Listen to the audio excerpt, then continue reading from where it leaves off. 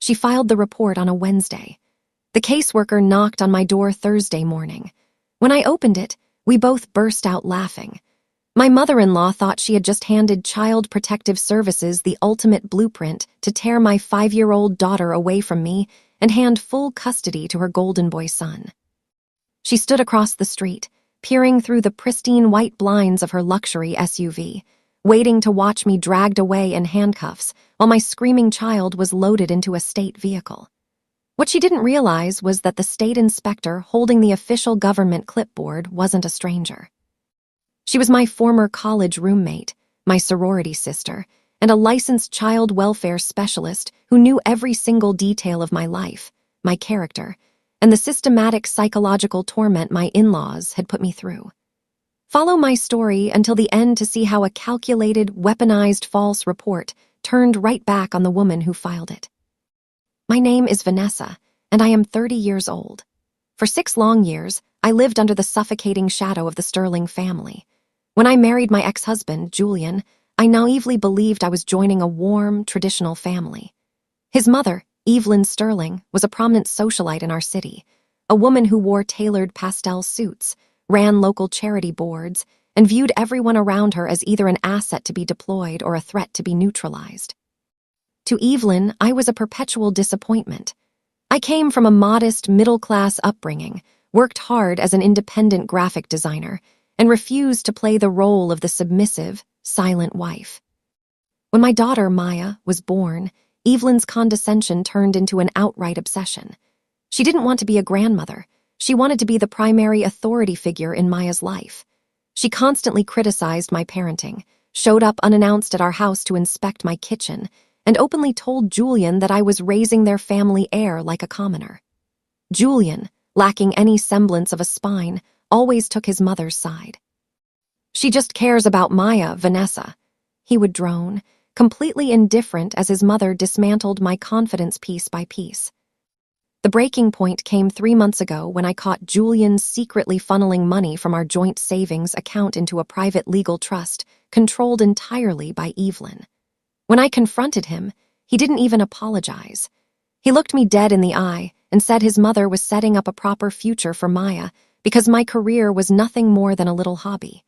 That was the exact moment the scales fell from my eyes. I packed Maya's bags, gathered every piece of financial documentation I could find, and filed for divorce. I moved into a sunlit, 2-bedroom cottage on the quiet side of town, determined to build a clean, peaceful life for my daughter away from the Sterling family's poison. But Evelyn Sterling was a woman who viewed boundaries as an act of war. Losing control over me was one thing, but losing total control over her granddaughter was something her ego could never tolerate. When my divorce attorney served Julian with papers demanding full physical custody and an independent audit of his hidden accounts, Evelyn went into full tactical mode. They tried offering me an insulting cash settlement to sign over full legal custody. I rejected it instantly. They tried threatening to drag the custody battle out until I was financially ruined. I told them I would work 20 hours a day before I gave up my daughter. Realizing that the family court system moves on actual evidence rather than country club rumors, Evelyn decided to play the dirtiest card available in a high-conflict divorce. She weaponized Child Protective Services. On a Wednesday afternoon, while Maya was happily coloring at her preschool art table, Evelyn submitted an anonymous, urgent report to the county child welfare hotline. She didn't just claim I was an unfit mother. She constructed a terrifying, detailed narrative of severe neglect and moral hazard. The report alleged that I was addicted to prescription narcotics, that I left my 5-year-old daughter unattended for hours at night while hosting chaotic parties, that the house was filthy and hazardous, and that Maya was severely underweight and showing signs of physical trauma. It was a masterclass in calculated destruction, a file designed to trigger an immediate, high-priority emergency home visit and an instant protective removal of the child. I knew nothing about the trap that had been set. That evening, I picked Maya up from school, cooked her favorite chicken pasta, read her 3 bedtime stories, and tucked her into her soft, pink-themed bedroom. I went asleep believing that the hardest part of my struggle was behind me. Before we continue with the shocking moment, the state arrived at my front door. Drop a comment right now with the city or country you are watching from so I can see how far my voice is reaching today. At precisely 8:30 on Thursday morning, the sharp, authoritative knock echoed through my small living room. My heart leaped into my throat. I wasn't expecting any deliveries, and my divorce attorney usually called before sending messengers. I looked through the peephole and saw a polished professional woman holding a thick navy clipboard, wearing a formal state badge pinned to her blazer. Panic hit me like a physical punch. Every horror story I had ever heard about false reports and stolen children flashed through my mind in a split second. My hands trembled uncontrollably as I unlocked the deadbolt and pulled the door open. The caseworker stepped into the entryway, her eyes scanning the neat, warm living room before raising her head to meet mine. The second our eyes locked, the official's stern expression on her face completely dissolved. Her jaw dropped, and her eyes went wide with pure astonishment. "Vanessa," she gasped. I stood frozen for a beat before my brain finally reconnected the dots. Standing in my hallway in a formal state suit was Maya Lynn, my former college roommate, my sorority sister, and one of the most razor-sharp, ethical human beings I had ever known during our 4 years at the university. We had spent 4 years living under the same roof, studying late into the night, and supporting each other through every personal trial. Although our careers had taken us down different paths after graduation, and we had drifted into occasional social media updates, the bond of deep mutual respect was instantly there. A sound escaped my throat, a mix of sheer, unbelievable relief and hysterical shock, and we both burst out laughing right there in the doorway. Across the street, parked discreetly behind a row of hedges, Evelyn Sterling was sitting in her luxury vehicle, watching through a pair of high-powered designer sunglasses. She was waiting to see me break down in tears, screaming on the lawn while my child was whisked away. Instead, through the clear window, she was forced to watch the state caseworker laugh, give me a warm, reassuring hug, and step inside my home with absolute composure. "Okay, take a deep breath," Maya said softly, closing the door behind her and dropping her official persona for a moment. "Vanessa, I am here on an emergency dispatch. A high-priority anonymous report was called into our registry late yesterday afternoon alleging extreme domestic neglect, drug abuse, and child endangerment at this address." My smile vanished instantly. Blood rushed to my ears and my legs felt like lead. "What? Maya, you know me. You know that's completely insane. I don't even take aspirin unless I have a severe migraine. I work from home, my house is spotless, and Maya is my absolute world." Maya placed a firm, comforting hand on my shoulder. "Calm down, Ness. I know who you are. The second I saw your name on the registry address when I pulled into the neighborhood, my stomach turned because I knew something was horribly wrong. But listen to me carefully. As a child welfare investigator, I have to follow strict state protocol. I have to conduct a full, official, line-by-line inspection, interview you, check the premises, and verify the child's well-being. And because I am conducting this by the exact letter of the law, we are going to document every single detail so flawlessly that whoever filed this malicious report will be legally backed into a corner they can never escape." The gravity of her words settled over me. The initial fear was instantly replaced by a wave of cold, crystalline clarity. I was done being defensive. I was done running from the Sterling family's endless psychological warfare. "Do whatever you need to do, Maya," I said, my voice steadying completely. "Inspect every single inch of this house." For the next 2 hours, Maya conducted one of the most thorough, detailed state inspections imaginable. She checked the refrigerator, noting the abundance of fresh, healthy food, milk, and home-cooked meals. She inspected Maya's bedroom, documenting the clean sheets, organized toys, overflowing bookshelf, and secure window locks. She checked the medicine cabinet, recording the complete absence of non-prescription narcotics or unassigned medication. While Maya was finishing her walkthrough, my daughter woke up.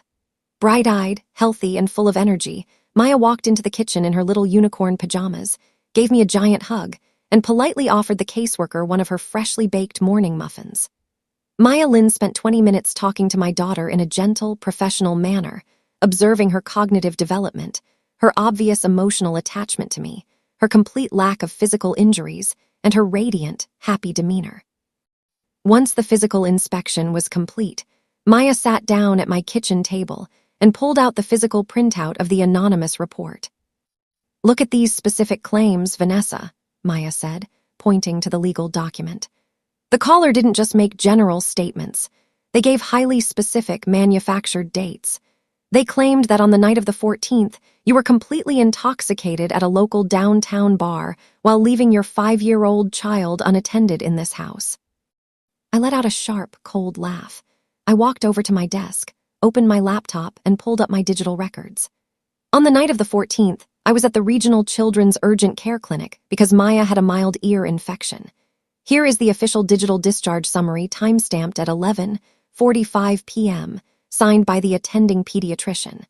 And here is the pharmacy receipt for her antibiotic liquid, purchased 20 minutes later at the 24-hour drive-thru. Maya's eyes sparkled with fierce professional satisfaction as she attached the medical records directly to her state digital file. "What about these claims of financial instability and chaotic living conditions?" I handed her my complete financial dossier. 6 months of prompt rent payments, my steady graphic design client contracts, my pristine bank statements, and a notarized copy of my daughter's perfect attendance and developmental evaluation from her preschool principal. "This isn't just a cleared case, Vanessa," Maya said, shutting her laptop with a decisive snap. "This is a textbook case of a bad faith, fraudulent, weaponized report filed to manipulate an ongoing custody proceeding. Under state administrative code, when a reporting party uses our emergency system to commit malicious perjury against a fit parent, we don't just close the file. We initiate a mandatory internal investigation into the caller." A thrill of pure anticipation ran through my veins. "Can you track who made the call?" Maya smiled, a sharp, brilliant smile. "The hotline operator flagged the call because the caller claimed to be a concerned neighbor who wished to remain anonymous. But the caller made a critical error. They used a landline from a private business line registered to a corporate entity, Sterling Fine Antiques and Estate Jewelry. My mother-in-law's boutique establishment. Her vanity and arrogance had made her sloppy. She was so confident in her immunity that she hadn't even bothered to use a public payphone or a burner line. She had dialed the state child abuse hotline directly from her desk phone between customer appointments. "Here is what happens next," Maya explained, her voice dropping into an authoritative, clinical tone. "I am filing an immediate emergency closure and exoneration order for you. Your record is 100% pristine. Furthermore, I am issuing a formal state administrative referral for criminal perjury and filing a false official report against the registered owner of that line. Because this false report involved an attempt to illegally deprive a legal guardian of a minor child during an active divorce, our department's legal division is forwarding this file directly to the district attorney's office and the family court presiding judge." I sat back in my chair, feeling an overwhelming sense of liberation. The trap they had carefully crafted for me had just snapped shut around Evelyn Sterling's neck. Maya walked out my front door 20 minutes later, giving me an official nod for the benefit of anyone watching from the street. As expected, the moment Maya's state vehicle pulled out of the driveway, my phone began ringing off the hook. It was Julian. I answered on the third ring, keeping my voice completely devoid of emotion. "Vanessa," Julian practically screamed into the receiver, his voice trembling with manufactured panic. "I just got a frantic call from my mother. She said a state child welfare unit was at your house. What on earth did you do? Is Maya okay? Do I need to come get her right now with my lawyers?" "Maya is completely fine, Julian," I said calmly. "She's sitting right here eating her breakfast." "Then why was Child Protective Services at your front door?" he demanded, trying to maintain his aggressive stance. "My mother said someone reported extreme neglect. You see, I told you that you couldn't handle living on your own." "Julian, stop performing," I said, cutting him off with razor-sharp precision. "The caseworker who just spent 2 hours thoroughly inspecting my life, my home, and your daughter's flawless health happens to be a senior state specialist. The investigation is officially closed. I am 100% exonerated." Silence hung on the line for a long 3 seconds. "What?" he mumbled, his confidence beginning to waver. "And more importantly," I continued, leaning against my kitchen counter, "the state traced the exact originating line of that anonymous, fraudulent report. It came directly from the main desk phone at Sterling Fine Antiques at 4:15 p.m. on Wednesday afternoon. Your mother didn't just commit a massive civil tort, she committed a felony state crime." I could hear Julian's breath hitch sharply in his throat. In the background, I heard the faint, muffled sound of Evelyn shouting in alarm as she realized something had gone horribly wrong. "Tell your mother to retain a very good criminal defense attorney, Julian," I added smoothly, "because my family lawyer has already received the official state exoneration package. By noon today, the family court judge presiding over our divorce will have a copy of the felony referral on his desk. You wanted to fight for full custody based on fitness. You and your mother just handed me every single piece of leverage I will ever need." Before he could offer a single pathetic excuse or plea for mercy, I hung up the phone. The aftermath was swift, brutal, and utterly satisfying. Within 48 hours, the family court judge issued an emergency protective order against Evelyn Sterling, completely barring her from coming within 1,000 feet of my daughter or my home. The judge was so appalled by the weaponization of state resources that he immediately granted me temporary full legal and physical custody of Maya, severely restricting Julian's access to short, professionally supervised visitation centers. 4 weeks later, the district attorney's office officially pressed criminal charges against Evelyn Sterling for filing a false police state report and malicious perjury. The local newspaper, which Evelyn had spent decades courting for her high society charity events, ran a front-page article on the scandal. "Prominent local antiques dealer charged with filing malicious CPS report in custody dispute." Her pristine public reputation, the one thing she valued above her own family, was permanently obliterated. Board after board stripped her of her positions. Her wealthy socialite friends abandoned her overnight to protect their own public standings. Faced with crushing public humiliation and looming legal penalties, Evelyn was forced to pay a massive out-of-court civil settlement directly into an irrevocable trust fund established exclusively for my daughter's future college education. Julian, completely broken without his mother's wealth and influence to hide behind, signed our final divorce agreement without contesting a single clause. He agreed to my full physical custody terms, surrendered all claims to our marital assets, and was ordered to pay substantial monthly child support payments.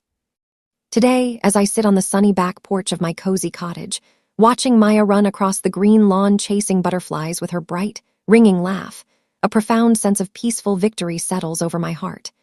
They tried to strip me of my dignity, my home, and my precious child. They believed that their money, their social status, and their arrogance made them completely untouchable. But they completely forgot that truth, love, and a mother's fierce protection will always dismantle a house built on lies. Now, I want to hear from every single one of you who stayed with me until the very end. If you were in my shoes and found out an in-law tried to steal your child using a fake state report, would you have pushed for full criminal charges like I did? Or would you have walked away once custody was secured? Drop your thoughts in the comments below, and don't forget to tell me which city you're tuning in from today.